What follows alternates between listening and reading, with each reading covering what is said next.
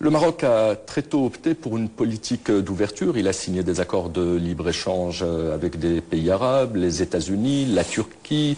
Avec l'Europe, le Maroc négocie actuellement un statut avancé, sans oublier le rôle de dynamo du Maroc dans l'Union pour la Méditerranée. Mais cette politique d'ouverture, bon, si elle fonctionne avec des pays qui parfois sont géographiquement éloignés, ne fonctionne pas toujours ou achoppe avec notre voisin de l'oriental, l'Algérie. Comment expliquez-vous cela? Ça, moins que vous. Et l'Algérie, sans doute encore moins, l'analyse des relations fines entre le Maroc et l'Algérie.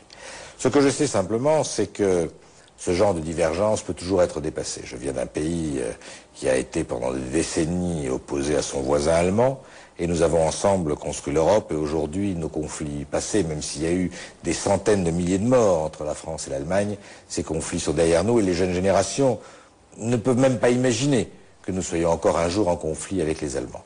Ça montre que les périodes historiques peuvent se succéder et ne pas se ressembler.